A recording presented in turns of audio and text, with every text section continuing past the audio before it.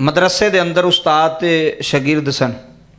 तो उस्ताद ने रोज़ाना अपने शागिर्दां नूं कहना, बच्चे पढ़ते सन कुरान पाक हदीस पाक पढ़ते सन, दीन दा तालब इलम की गल सुनान लगा, स्कूल के तालब इलम की नहीं, दीन दे।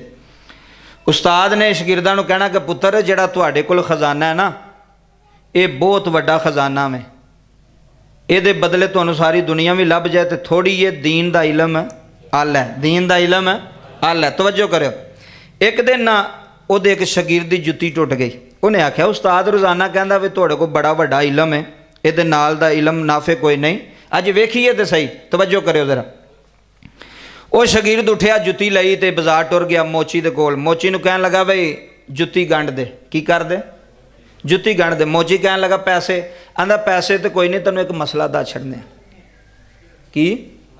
तैनूं एक मसला दस देने। उन्हें कहा मसले मुसले ना मैनू दस, पैसे है नहीं तो जुत्ती गंढ देना, नहीं तो लैके किसी होर पासे जा, मसला लै सुन के मैं की करना, तो मैं तेन जुत्ती गंढदा। ओहदा दिल टुट गया बच्चे का। उन्हें कहा उस्ताद ते आंदा सी जिहड़ा तुहाडे कोल इलम है ओहदी ते मिसल ते मिसाल ही कोई नहीं, तो इत्थे तो मोची भी जुत्ती नहीं पे गंढ के दिंदा, तो इस इलम का की फायदा? ज़हन विच शैतान ने खलल पैदा कर छड़िया।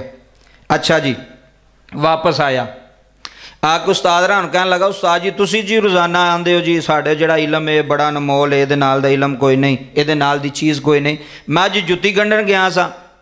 उस्ताद फरमान लगे फिर? उन्होंने मैं क्या तेन मसला दसना, मैंने जुत्ती गंढ दे। उन्हें क्या जा निकल जा, मसला सुन के मैं तेन कितों जुत्ती गंढ दियां, पैसे है नहीं तो गंढ देना। तो उन्हें तो कदर ही नहीं की साढ़े इलम की। उस्ताद बड़ा सियाणा सी। उस्ताद सियाणा होवे तो फिर शागिर्दां दी तरबीयत हुंदी, तो जे उस्ताद आप ही पागल होवे तो शागिर्दां दी कितों तरबीयत होनी? शागिर्द कोई डबल पागल होणगे उंजदे। इधर जुमले लै जाए। वो जो उस्ताद ने सोचा भी ये ज़हन विच जिहड़ा ना ये तो नफरत पैदा होण डई दीन दी, उन्हें ना इधर तवज्जो करो, एक हीरा दिता। कहन लगा पुत्रा हीरा सुबह ना सब्ज़ मंडी लै जाए, तो उन्होंने जाके आखी बई एदी कीमत लाओ, मुल लाओ। उन्हें कहा ठीक है। तवज्जो करो, उन्हें हीरा लिया, सब्ज़ मंडी टुर गया, जाके ना सब्जी वाली दुकान ते कहन लगा जनाब है हीरा वे, तो किन्ने पैसे देंदे हो इहदे? उन्हें कहा पैसे की करने नहीं, हीरा मैनू दे ते 2 नींबू चुक के लाई आ।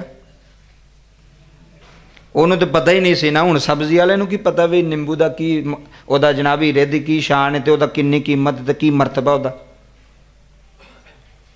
उहदा फायदा की है। वो जनाब जिहड़ा सब्जी वाला सी उन्हें कहा 2 नींबू लै जा ते इत्थे रख जा। वो फिर वापस आ गया। उस्ताद ने पूछा हाँ हुण की होया? उन्हें कहा जी वो तो 2 नींबू पिया देंदा सी, ए जिहड़ा तुसीं मैनूं पत्थर दिता इहदे बदले 2 नींबू पिया चुकांदा सी, इहनूं लै जा। उन्हें कहा हुण सुनियारे कोल जा। वो जदों सुनियारे कोल गया, सुनियारे ने वेख्या वो मोती, उन्हें कहा ये तो बड़ा कीमती मोती, जिन्ने पैसे आखेंगे तैनूं दे देंगा। फिर वापस आया उस्ताद ने पूछा हाँ हुण की होए? उन्हें कहा उस्ताद जी सुनियारे ने मोती वेख के हैरान हो गया, परेशान हो गया। उन्हें कहा एडा कीमती, एडा आला मोती, ये बहुत वड्डी रकम दा है, बहुत पैसों का है। उस्ताद ने कहा पुत्र गल समझ आई है कि नहीं आई? उन्हें कहा उस्ताद जी मैनू तो नहीं आई। उन्हें कहा वेख मोती की कीमत सब्जी मंडी विच नहीं लाई जा सकती। जे किसी को समझ आ जाए अल्लाह करे तो मोती की कदर सब्जी वेचण वाले नूं नहीं हो सकती।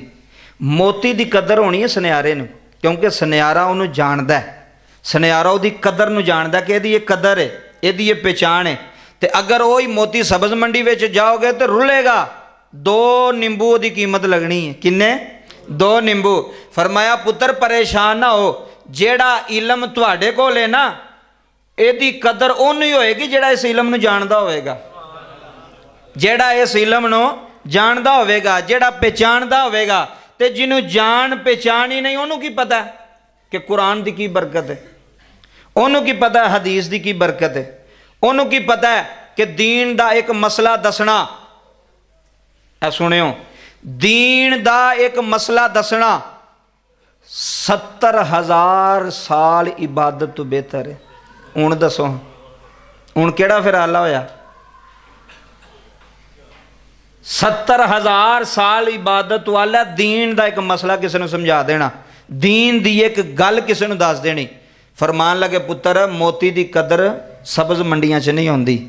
ਮੋਤੀ ਦੀ ਕਦਰ ਸੁਨਿਆਰਿਆਂ ਦੀ ਮਾਰਕੀਟ ਵਿੱਚ ਹੁੰਦੀ ਹੈ। ਸੋਨੇ ਦੀ ਕਦਰ ਸੁਨਿਆਰਿਆਂ ਦੀ ਮਾਰਕੀਟ 'ਚ ਹੁੰਦੀ ਹੈ। ਸੋਨੇ ਦੀ ਕਦਰ ਜਨਾਬੇ ਵਾਲਾ ਲੂਣ ਮਿਰਚਾਂ ਵਾਲੀ ਦੁਕਾਨ ਤੇ ਨਹੀਂ ਹੁੰਦੀ। ਉਹਨੂੰ ਨਹੀਂ ਪਤਾ ਇਹਦੀ ਕਦਰ ਕੀ ਹੈ। ਜਿਹਨੂੰ ਕਦਰ ਦਾ ਪਤਾ ਉਹਨੂੰ ਪਤਾ ਹੈ। ਉਹਨੇ ਕਿਹਾ ਉਸਤਾਦ ਜੀ ਤੁਹਾਡੀ ਗੱਲ ਸਮਝ ਆ ਗਈ, ਵਾਕਈ ਕਦਰ ਵਾਲਿਆਂ ਨੂੰ ਕਦਰ ਹੁੰਦੀ ਹੈ, ਬੇਕਦਰਾਂ ਨੂੰ ਕਦਰ ਨਹੀਂ ਹੁੰਦੀ। ਜਿਸ ਚੀਜ਼ ਦੀ ਕਦਰ ਹੋਵੇ, ਜਿਹਦੀ ਪਛਾਣ ਹੋਵੇ, ਪਤਾ ਹੁੰਦਾ ਉਹਨੂੰ, ਪਤਾ ਹੁੰਦਾ ਇਹਦੀ ਕੀ ਪਛਾਣ ਹੈ, ਇਹਦੀ ਕੀ ਕਦਰ। ਅਗਲੀ ਬਾਤ ਸੁਣੋ।